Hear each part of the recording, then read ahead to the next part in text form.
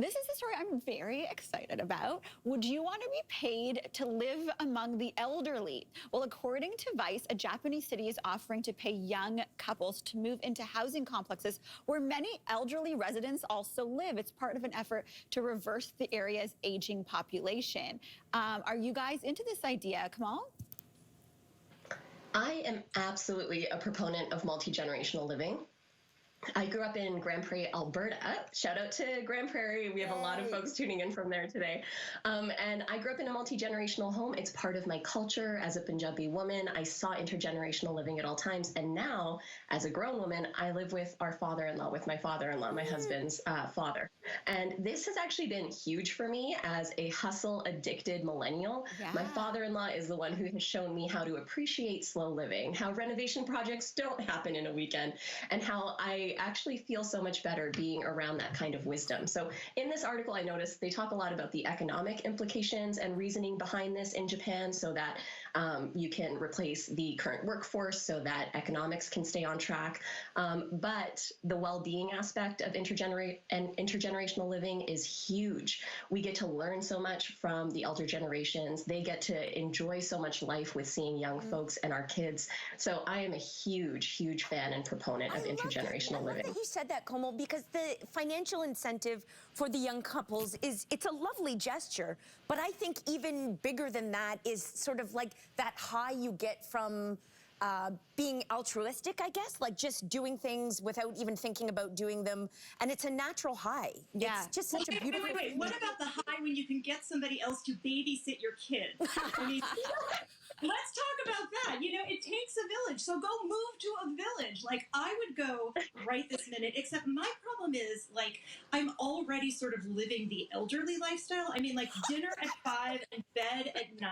Oh, I'm with you. I'm with you. That's the dream. Yeah, That's the dream. And so the idea that, like, you know, I, as a young mom, would have come to one of these places and, like, brought youth and vitality with me. It would be more like, you know, I would decide to retire 2 years later and all of my pants would have elastic waistbands and all my shoes would and I'm ready for that. I'm ready right now. It actually sounds like a very nice, comfortable life. And look, I'm going to be honest with you. Some of my favorite events, like more than going to like a museum or a concert, is actually the dance floor at a wedding.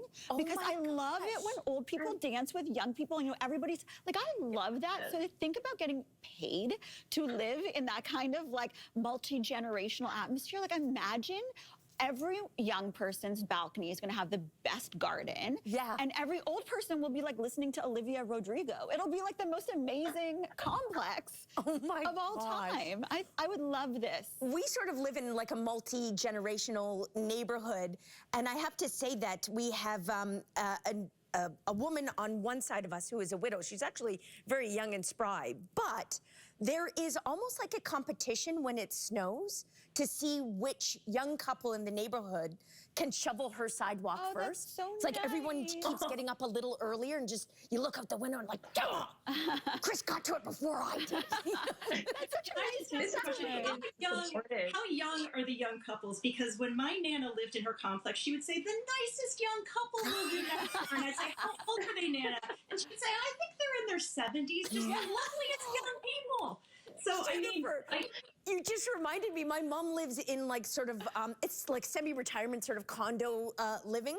And she broke her hip last summer. And a neighbor volunteered to get her mail and take out her recycling once a week. And she did it for 3 months. The neighbor, I believe, was 94. Yes, that nice young man, the nice young fellow next door.